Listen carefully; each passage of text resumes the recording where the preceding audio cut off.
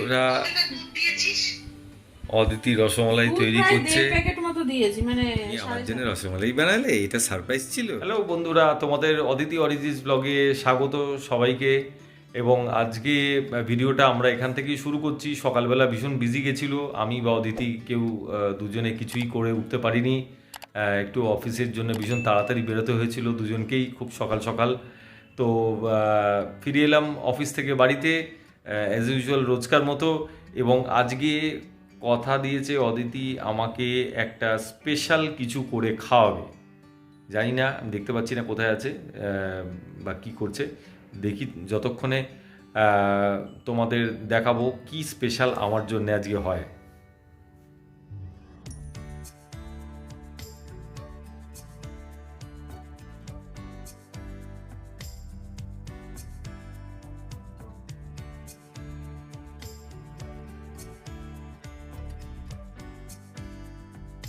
বন্ধুরা, কাজ থেকে বাড়িতে ফিরে এলাম, সন্ধ্যেবেলা হয়ে গেছে।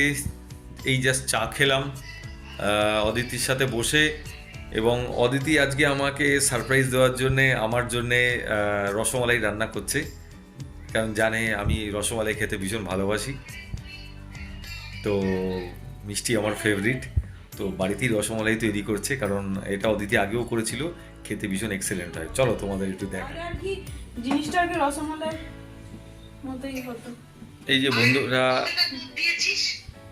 অদিতি রসমালাই তৈরি করছে। প্যাকেট মতো দিয়েছি, মানে 750। আমি মানে গুঁড়ো দুধ কতটা করেছিস? বা গুঁড়ো দুধটা আমি আন্দাজে নিয়েছি। দেখতে তো ভীষণই সুন্দর হয়েছে, আন্দাজে নিয়েছি। তুমি আমার জন্য রসমালাই বানালে, এটা সারপ্রাইজ ছিল। গুড ইভিনিং বন্ধুরা, সবাইকে অনেক অনেক গুড ইভিনিং। আজকে সত্যি কথা বলতে সারাদিনে একটু ভিডিও করা হয়নি, ভিডিও করার মতো সময়ও ছিল না। তো হঠাৎ করেই বিকেলবেলা এসে না ইচ্ছে হলো যে একটু মিষ্টি জাতীয় কিছু করি।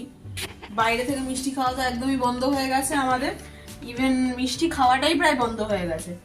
এবার কি হয়েছে বলো তো, তোমাদের তো দেখিয়েছিলাম পাটিসাপটা করেছিলাম।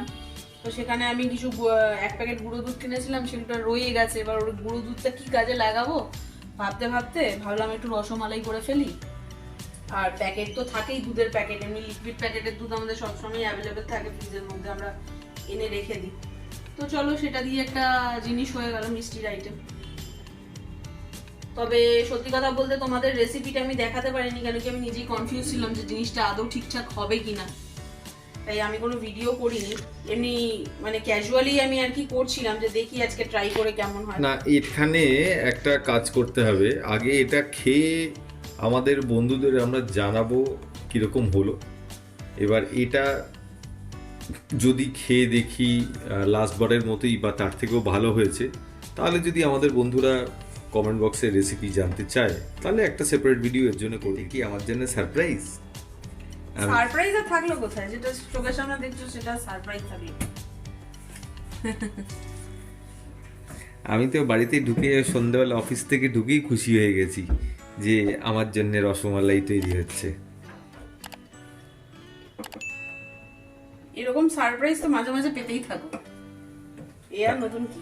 তা বটে। সাথে আমি আবার আবদার করেছি যে লুচি আর আলু পেঁয়াজ ভাজা জিরে ফোড়ন দিয়ে খাবো, সেটাও আশা করি আজকে খাওয়া হবে। কি গো, হবে তো? দেখছি দেখছি বলেছে মানেই হবে। আজকে শনিবার, কালকে রবিবার, কালকেও কিছু ভালো কিছু খাওয়া হবে আশা করি। তো বরের আবদারে আবার রাত্রিবেলা সেই আলু পেঁয়াজ ভাজতে চলে এলাম, কারণ আলু পেঁয়াজ ভাজা লুচি যখন হবে তখন আর দেরি করে লাভ নেই। আর কি বলবো, যতই যা করি না কেন একটার পর একটা আবদার চলতেই থাকে, এটা নয় সেটা, সেটা নয় ওটা। ভাবলাম আজকে রসমালাইটা করে এমনি তরকারি যেটা রান্না করা আছে সেটা দিয়ে হয়ে যাবে। কিন্তু আমার এমনই দুর্ভাগ্য যে এই রসমালাইটাই আমাকে আরও কাজ বয়ে এনে দিল। আমার আরও দুটো কাজ বাড়লো, একটা হচ্ছে লুচি করা আর একটা এই আলু পেঁয়াজ ভাজা। বর লুচির লেচি করছে, লুচিটা আজকে ওই করবে। তুই করবে তো লুচি? আমি যে অনেক কাজ করে ফেলেছি। বাবা, আজকে মনে হয় ফেভারিট ডিনার হবে বলে একেবারে আনন্দে আনন্দে চলে গেছে। লাইটটা জ্বালিয়ে নাও।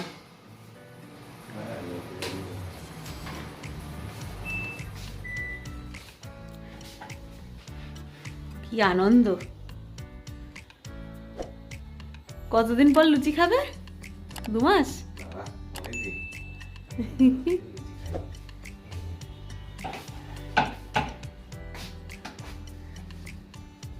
লুচি আর একটু পরোটা না খেলে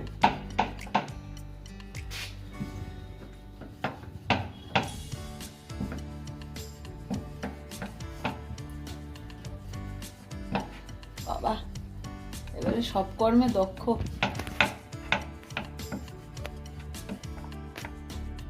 রাত অনেকটাই হয়ে গেছে, তাই বেশি দেরি না করে চলে এলাম লুচি ভাজতে। তো তোমরা বুঝতেই পারছো, লুচিটা আমি ভাজছি না, ভাজছে আমার হাজবেন্ডই।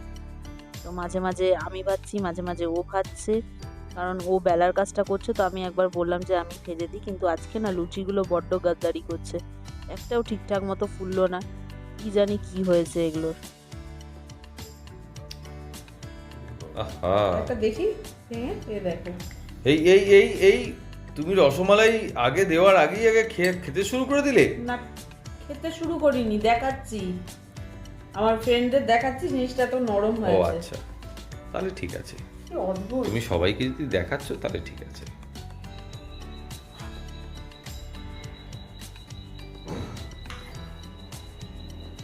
আমি কি একটা লোকেদের টেস্ট করে বলে দেবো কেমন হয়েছে?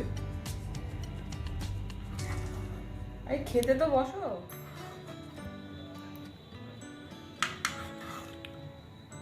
দেখতে তো বেশ একটা ওয়াও ওয়াও ব্যাপার হয়েছে। খেতেও বাবাই হবে না। তাহলে তো আমি সবকটাই খেয়ে নেবো। তো আজকে কিন্তু খাবার শুরু করার আগে সবার আগে রসমালাইটা খেয়েই আমি টেস্ট করে দেখবো যে কিরকম হলো, কারণ অনেকদিন বাদে খাচ্ছি।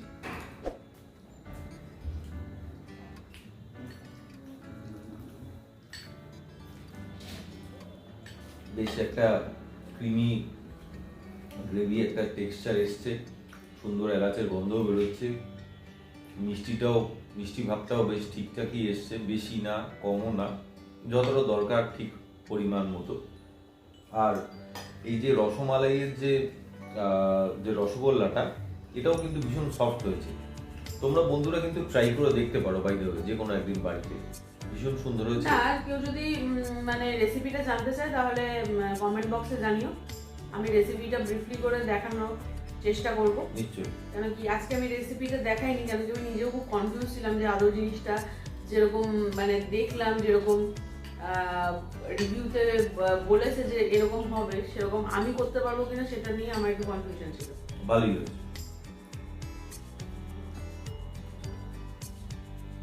তো আমরা ডিনার করতে বসে গেছি। লুচি,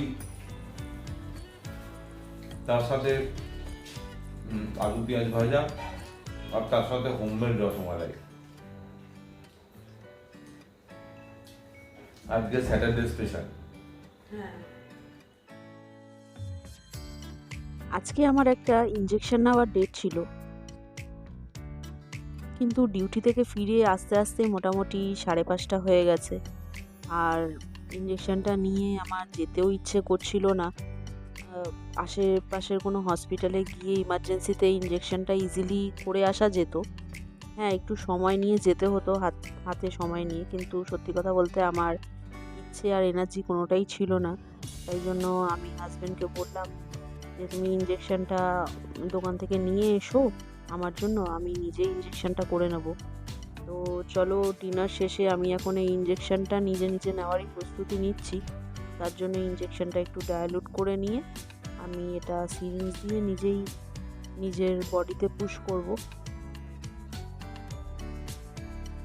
তবে হয়তো তোমরা দেখছো, তোমাদের মনে একটা প্রশ্ন জাগতেই পারে যে কিসের ইঞ্জেকশন, কেনই বা এই ইঞ্জেকশনটা আমি নিচ্ছি। তো সেই সব জানানোর সময় এখনও সত্যি আসেনি, তবে সময় সুযোগ করে আমি তোমাদের ঠিকই জানাবো যে কেন আমাকে ইঞ্জেকশনটা নিতে হচ্ছে, কী কারণে ইঞ্জেকশন আমি নিচ্ছি। কি গো, ইঞ্জেকশনটা কি করবে? তুমি কি নিজেই নেবে নাকি? হ্যাঁ, নিজে না নেওয়া ছাড়ার উপায় আছে এখন? সে কি, এই যে তোমাকে আমি এতবার বললাম একটা ওই আশেপাশে একটা হসপিটালে গিয়ে তুমি নিয়ে নাও। আমার পক্ষে আর যেতে ইচ্ছে করছিল না গো। এবার নিজের ইঞ্জেকশন নিজে কি করে নেবে? না না, আর কি আছে? যাই হোক বাবা, বয়স হয়ে লোককে নিজে ইঞ্জেকশন দিচ্ছি, নিজে ইঞ্জেকশন নিজে নিতে পারবো না? যাই হোক বাবা, এসব আমি দেখতেও পারবো না, দেখাতেও পারবো না। আমি গেলাম, তুমি যা পারো করো। বন্ধুরা, আমার ইঞ্জেকশন নেওয়া অলরেডি কমপ্লিট হয়ে গেছে। আর সত্যি কথা বলতে আজকে একদমই আমার কোনো হসপিটালে গিয়ে ইমার্জেন্সিতে ইঞ্জেকশন নিতে মানে এনার্জিও ছিল না, ইচ্ছেও করছিল না। প্লাস মানে আরেকটা সত্যি কথা কি, যেহেতু নিজে ইঞ্জেকশন করতে পারি তাই জন্য লেথার্জিটা আরও বেশি করে পাচ্ছিল। আর যদি এখানে যদি নিজে ইঞ্জেকশনটা না করতে পারতাম তাহলে সেখানে আবার আমাকে বাধ্য হয়ে যেতে হতো।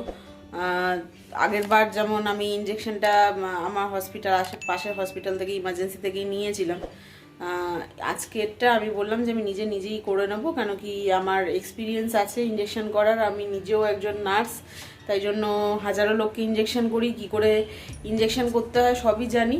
এটা একটা মানে মানে কি বলবো, এটা একটা সুবিধে আমার। তো এখন আপাতত ইঞ্জেকশনটা যেহেতু করা হয়ে গেছে, এটা তো আমাকে ফেলতে হবে, তাই আমি এটা একটু পুড়িয়ে নেব। কারণ উল্টোপাল্টা জায়গায় ফেলে দিলে আবার কারোর ফুটে গেলে সেটা আবার বাজে ব্যাপার হয়ে যাবে। তো এটা আমি একটু আগুনে না পুড়িয়ে ফেলতে পারবো না।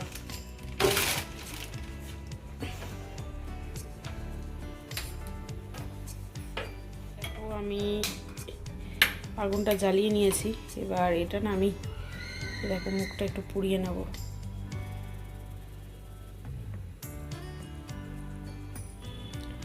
মুখটা পুড়িয়ে নিলে না ইনফেকশন ফ্রি হয়ে যাবে। এবার আমি এটাকে ফেলে দেবো। মোটামুটি রাত অনেক হয়ে গেছে, অলরেডি 10টা ক্রস করে গেছে আর আমার ইঞ্জেকশন নেওয়া হয়ে গেছে। এবার আমার কিছু মেডিসিনস আছে, সেগুলো আমায় খেয়ে নিতে হবে। আর সবথেকে যেটা তোমরা মানে ভাবতে পারো যে আমি ইঞ্জেকশনটা কোথায় নিলাম, তো হাতে তো নেওয়া সম্ভব নয়, কেন কি আমি নিজের হাত দিয়ে নিজের হাতে ইঞ্জেকশন করতে পারবো না, সেটা ঠিকঠাক পজিশনও হবে না, আমি ঠিকঠাকভাবে নিতেও পারবো না। তো আমি ইঞ্জেকশনটা করেছি হচ্ছে আমার থাইয়ে, রাইট থাইতে করেছি ইঞ্জেকশন। আর ব্যাকেও করা সম্ভব নয়, একটা ব্যাকেও করা যায় ইঞ্জেকশন। তো এবার আমি মেডিসিনগুলো খেয়ে নেব, মেডিসিনগুলো খেয়ে এবার আমি শুতে যাব। তো তোমাদের সবাইকে গুড নাইট বলে দিচ্ছি। ভিডিওটা শেষ পর্যন্ত দেখো, ভালো লাগলে লাইক শেয়ার। দেখো দৌড়ে দৌড়ে আসছে, দৌড়ে আসছে।